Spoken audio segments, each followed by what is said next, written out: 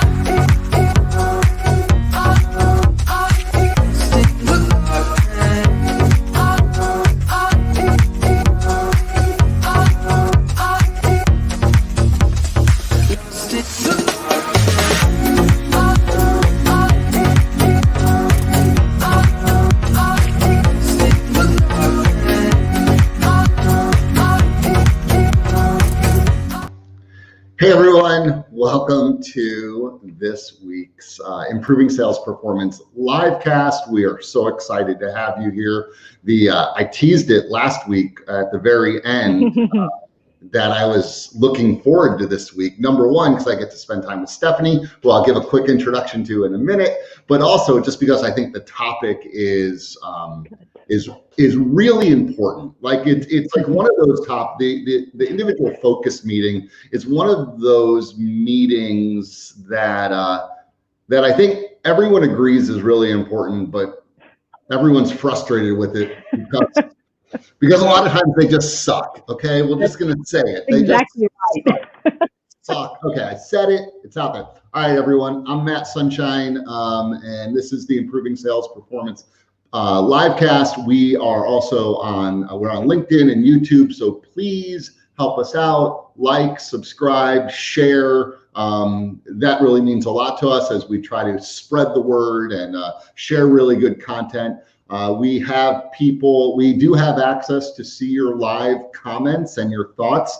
And so if you would, I see someone already posted something, but if you are watching, if you're tuned in, whether it's YouTube or LinkedIn, feel free to leave a comment.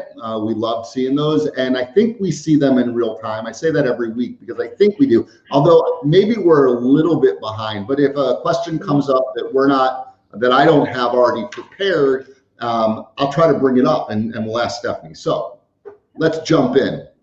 Stephanie Downs is a partner VP senior consultant at the Center for Sales Strategy and recently celebrated how many years? 14. 14 years. Man, on one hand, it seems like you've been there forever, and on the other hand, it seems like you got there yesterday, right? I know it. Yeah, literally. Crazy. Stephanie's one of the folks behind the scenes that was involved in building the Impact Sales Leadership System, which is by far and away the amazing. Yeah, it is the most important piece of work that the Center for Sales Strategy has ever created on sales leadership. I truly believe that. I've taken every course several times. It is that good. All right. Today's subject, we're just going to dive right in because there's a lot to talk about. There's so much to talk about. Okay, Stephanie, in your words, what is the IFM, or I know some people like to call it the one-on-one, whatever. What is it? Whatever, right.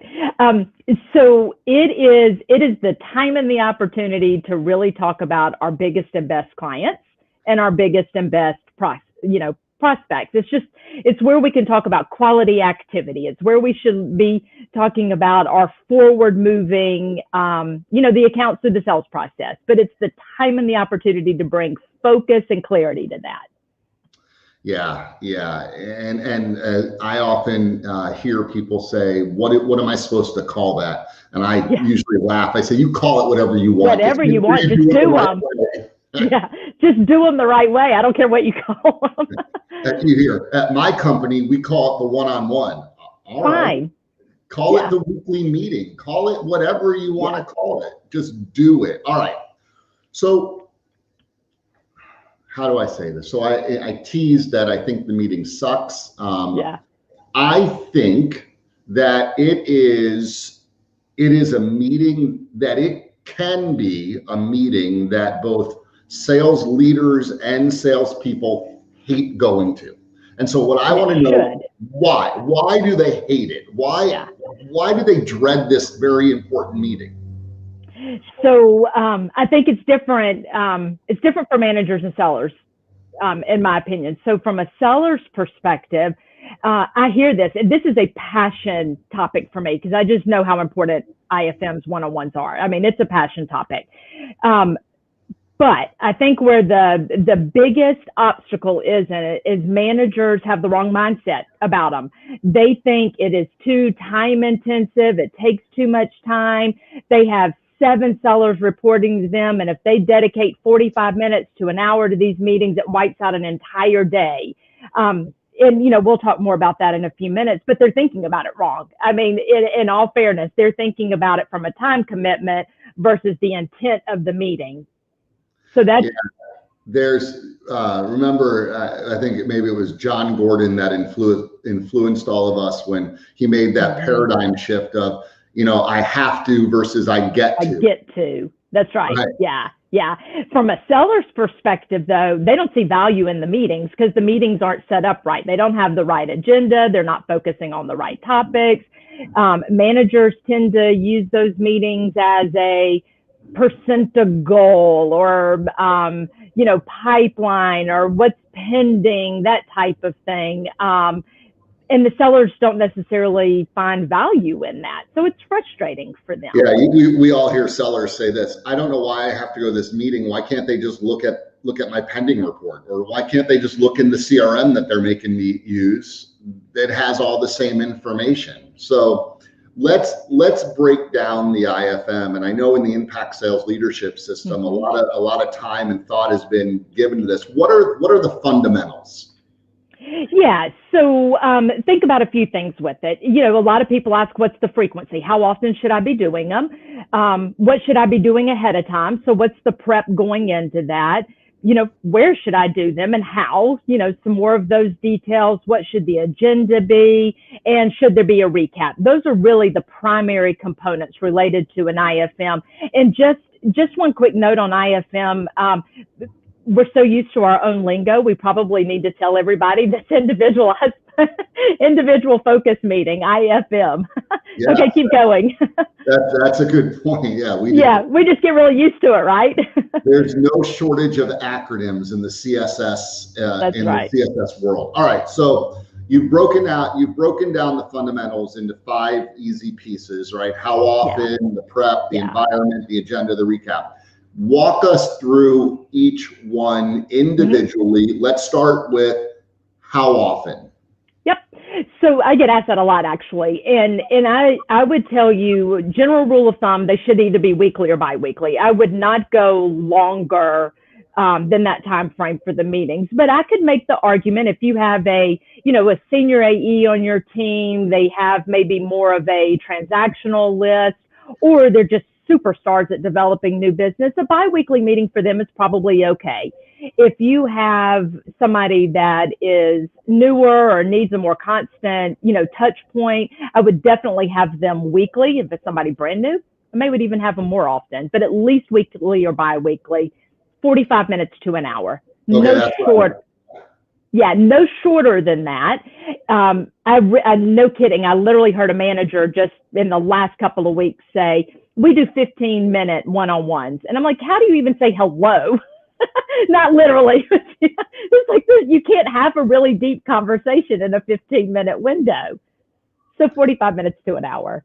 So 45 minutes to an hour, weekly or bi-weekly. Bi-weekly. It is the norm. Yes. The outliers would be shorter or more often or less often, but the norm, 90% The norm is going to be weekly or bi-weekly. That's right. Okay. Tell me about the prep. What do I need to do as the seller? What do I need to do as the manager? Tell me about the prep. Yeah, for sure. So one of the components of the meeting each week, there should be a recap after the meeting, and we'll talk more about that in just a minute. But I would start by, if I was a sales manager or a seller, it applies. Say it again. Reading the recap, of course. Yeah, right. Read the recap, right? Start with the recap. And that would apply to the seller because you want to give an update if you're the salesperson. If the manager, you want to make sure that you're asking about it. So start with the recap, regardless of, which player in the meeting it is. So from the manager, I would also be thinking about what is that positive thing that you want to recognize early in the meeting. Maybe the salesperson closed a piece of business, or they got a meeting they have been trying to get with a target account, but just recognize something that they accomplished that's positive since the week prior. And then if you are a CSS client and you have access to the talent instrument, the STA, I absolutely always go back and revisit prior to the meeting the priority coaching strategies, or remembering of what you should be focused on and how can you get the most out of that salesperson, and to look at their growth guide as well. So those would be the key elements from a manager perspective. The seller, just as I was saying about reading the recap, but the other piece of that is come prepared with your weekly sales plan to discuss, the target accounts or the key accounts, but that weekly plan, and then any questions, ideas that you have related to your keys or target accounts. So I'm taking notes because this is so good. So as for the manager, they want to read the recap in advance. They want to think about something that they want to highlight that seller did well over since the last time they met. They want to review the sales talent assessment or whatever assessment they have, in their business. And they want to look at the growth guide, which we've talked about on this show before, the growth guide. So that doesn't seem like it would take a lot of time to do the prep. 15 minutes, maybe? Max. Yeah. Max. Yeah. Right. And the seller, they should also read the recap and then come prepared to talk about their keys and targets. That's right. All right, great. Yep. So that we know how often, we talked about the prep. Talk to me about the environment. Where do we do these? Yeah. So, well, it depends now if you're face to face or if you're doing it, remotely, right? And you may do things just a little differently depending on the scenario. If you are face to face, the office is fine. I would just encourage you to sit alongside your salesperson versus across the desk, because across the desk can feel a little bit like an interrogation, right? It can be a little uncomfortable and not as open of a dialogue or conversation. So sit alongside the person. If you're doing it remotely, which, in a lot of cases that's still happening today, do it remotely, but maybe just share the agenda on the screen so you both are staying, on track and on task with that. But a couple of the things from an environment standpoint versus just the physical, space of that, be a coach and a contributor in the conversation, right? Don't talk at the person or tell them what to do. Pull them into the conversation, coach them through next steps, ask if they're thinking along the way, but also be really respectful of their time. Close your email, turn your phone over so you don't see text or team meeting chats pop up. Just be respectful of that, because it's really about helping the salesperson, right? And if you're checking email and looking away, especially if it's obvious, be dialed in. Yeah, a lot of sales leaders have offices with glass walls. That's very in style, right? I mean, but it's also reflective. It's also a big distraction. It's a distraction. IFM, someone's walking by, they're waving. I need That's right. This is urgent. Yeah. And just one additional thought, because those things do happen, right? But one other thought is, even as a manager, if you don't always know the right answer to whatever the AE is asking you, or they're debating on what a next step is with the target account, or how to get a new decision influencer with the key account, if you don't know, just stop down and brainstorm. Think about it. Have a conversation of what could we possibly do. You don't always have to have the answers. Yeah, no, environment is certainly important. I'm glad that that's one of the critical steps, like one of the fundamentals. All right, let's talk about the agenda. So we have this meeting, it's weekly or bi-weekly, it's 45 minutes to an hour. We're prepped, we set the stage, we got the right environment. What do we do? Focus, right? This is focus on quality activity. So here's what I would suggest, or here's what we teach, or what we suggest. Best practices: celebrate successes. We said that earlier in the conversation, but do start with celebrating successes. That's a good place. And then always review the key actions from the previous week. As part of that recap, you've picked 2 or 3 things. So review those, see where we stand and what the next step is on those. But the majority amount of time, you really want to be thinking about that upstream sales activity, and really focused on, the best quality prospects, but also our biggest accounts. So maybe each week you're picking 1 or 2 key accounts that you're thinking about, whether it's, how do we maintain the key account, or super serve the key account, or maybe you're identifying key accounts that have growth potential. It could be both of those. And then obviously, the target account development, but that's really where the majority of the time should be spent. And then new business, if there's new prospects, of having the conversation, are they really qualified? Do they meet the account list management, system? And just making sure they're qualified and that they're worth the AE's time. Okay, so celebrate success, review key actions, review upstream activities, focus on keys and targets. And then determine next steps and get out of there. That's right. Yep. But if you go through this, I'm trying to put the 45 minutes to work here. So celebrate success is maybe 5 minutes. A couple of minutes.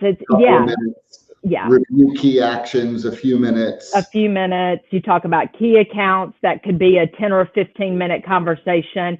The rest of the time is on target account development, and then you have a couple minutes of wrapping up with next steps. Perfect. Okay. Yeah. So that's a good agenda, and that should be consistent every single week, right?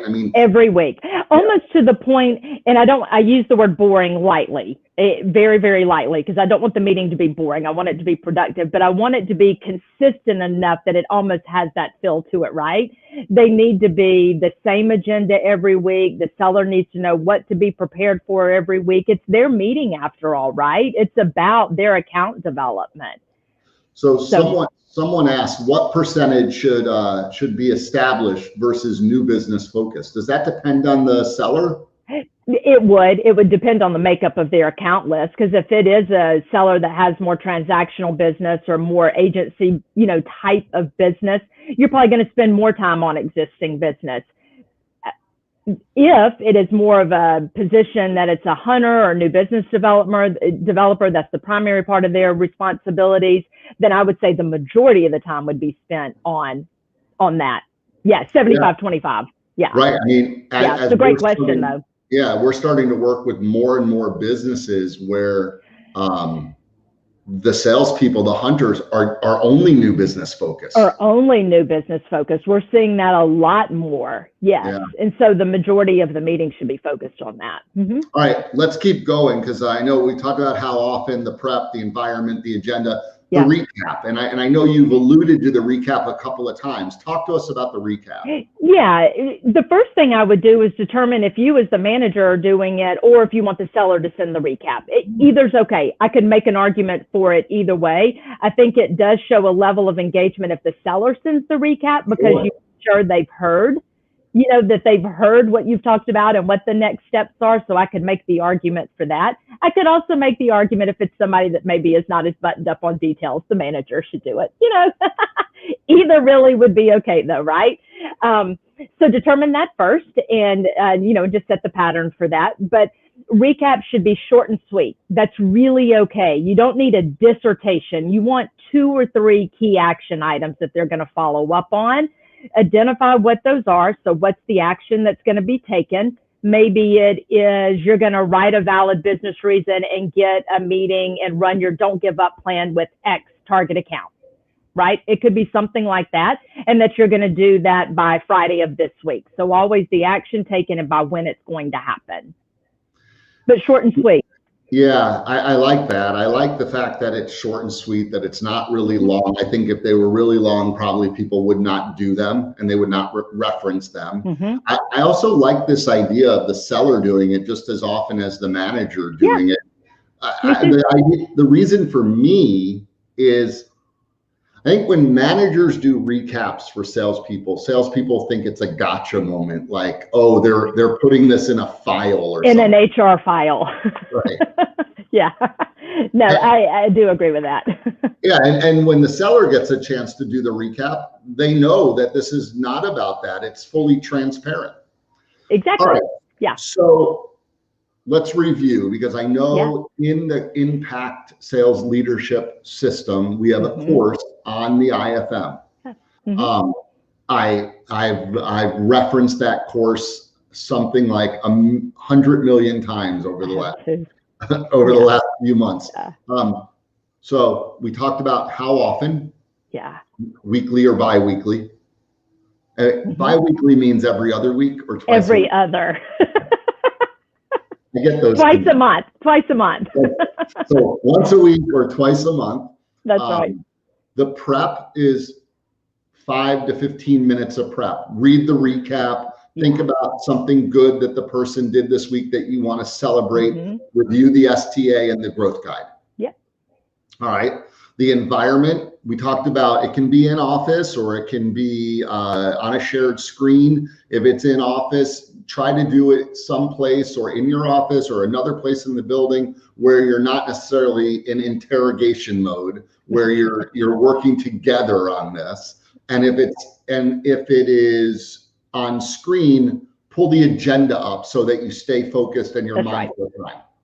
Anything to add so far? Am I doing good? Not so far. You're doing good. I took notes. Good notes.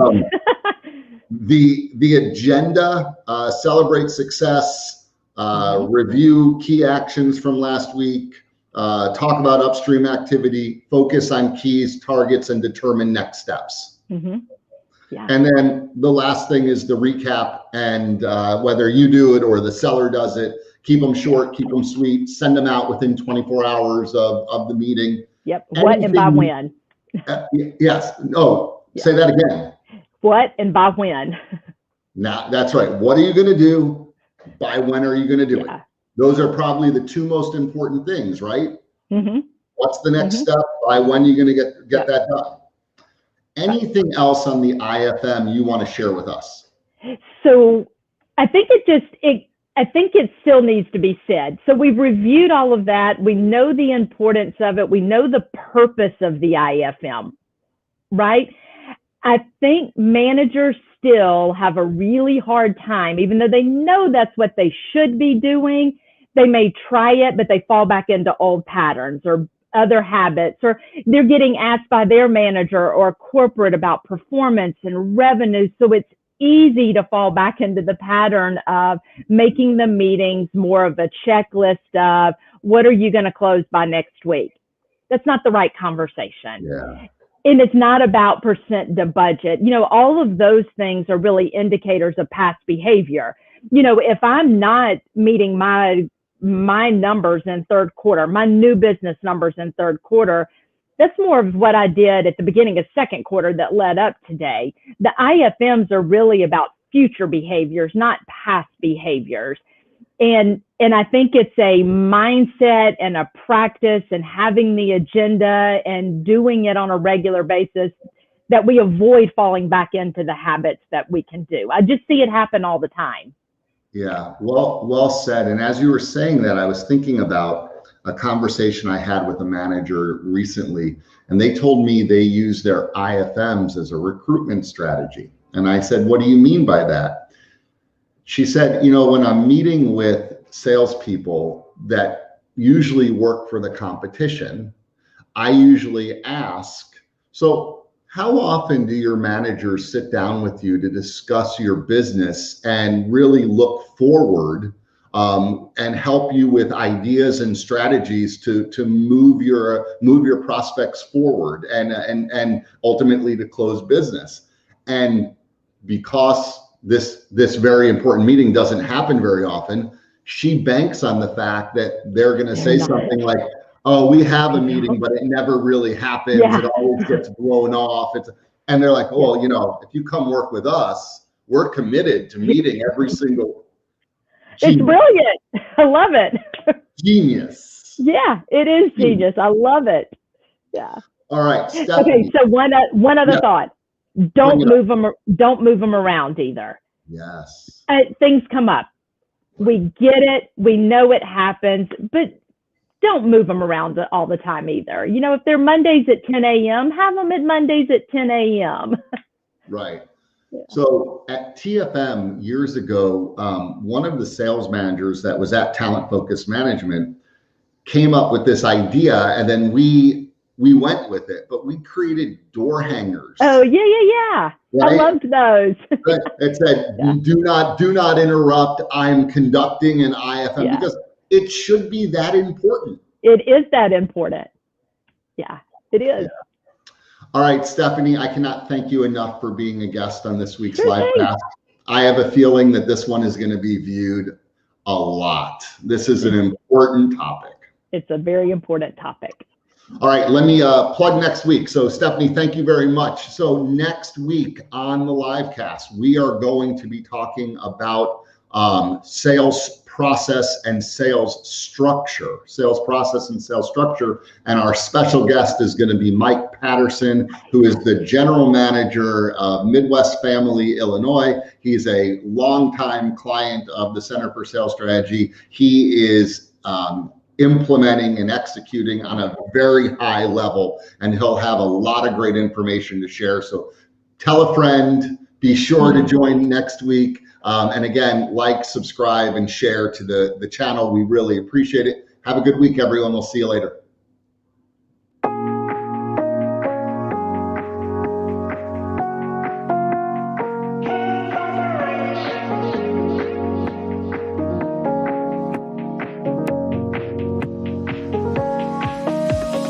I've been told that the fire's old, and when stars are